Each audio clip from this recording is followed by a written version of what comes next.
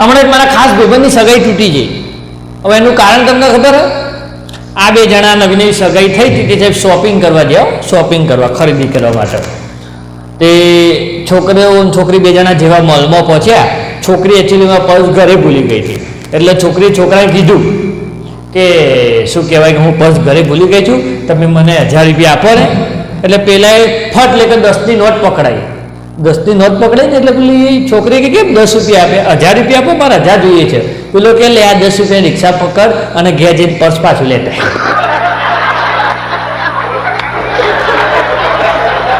બોલો સગાઈઓ ના તૂટો અમને કે પછી અમને ચોલ્લા થાય પકડી પકડીને એમ કે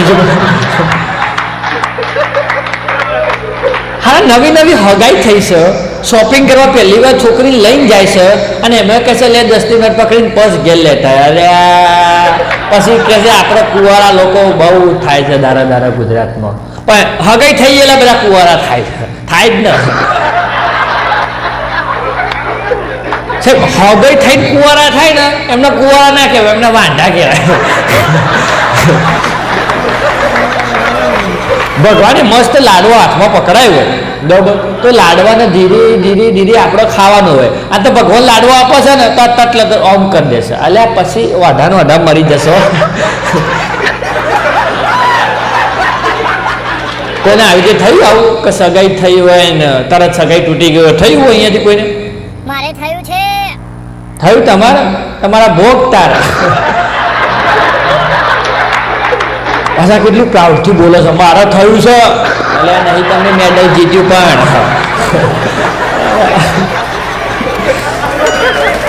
આવા બધા કારણોના લીધે જ આ બધી વાંધાઓની સંખ્યા વધે. આવા કારણો મારું થયું છે એટલે નહીં એવોર્ડ મળે તમને.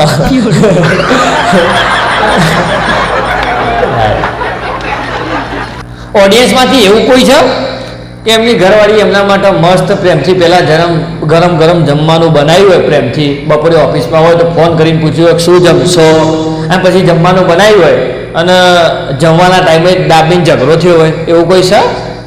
ચિયોક તો હશે જ, મને ખબર છે. હવે બોલો કોઈ છે? મારે થાય છે યાર એવું. હા જો એક તો પેદા થયું છે.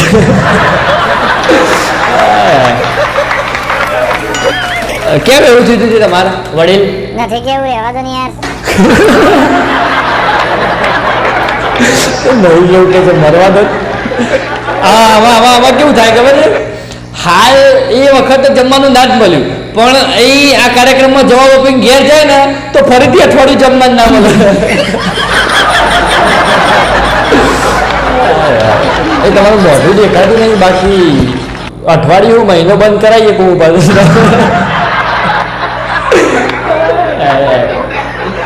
ચિંતા ના કરો, ગભરાશો નહીં આવવા દો.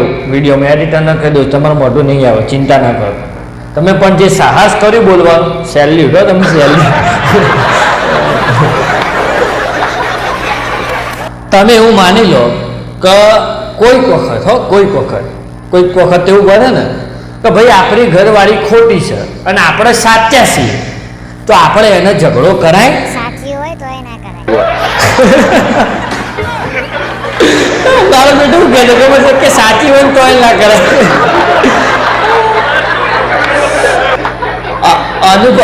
અનુભવ બોલે છે ભાઈ, અનુભવ બોલે છે. આ કેવો અનુભવ બોલતો હોય ખબર છે? હોજે ગોળ રોટલીની જગ્યાએ ચોરસ રોટલી ખાવાના ભાગમાં આવ્યું હોય ચોબડા જેવી. કાં તો પછી સેવ ડુંગળીનું ભાવ તમને શાક હોય ભાવતું હોય પણ ઘરવાળી, અત્યારે ઘરવાળીઓ મોડર્ન ઘરવાળીઓ કેવું કરે સાહેબ ખબર? તમારી જોડે બોલવામાં પહોંચી ના વળે ને એટલે કંઈક ને કંઈક નાટક કરે.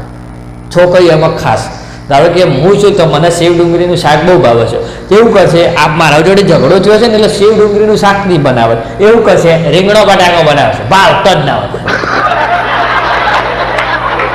કારણ કે એને તમારી ભૂલ જોઈતી હોય. હવે તમને રીંગણો બટાકાનું શાક ભાવતું નહીં એટલે તમારે બે વચ્ચે શું થશે? બોલવાનું, અને બોલવાની શરૂઆત કોણ કરશે?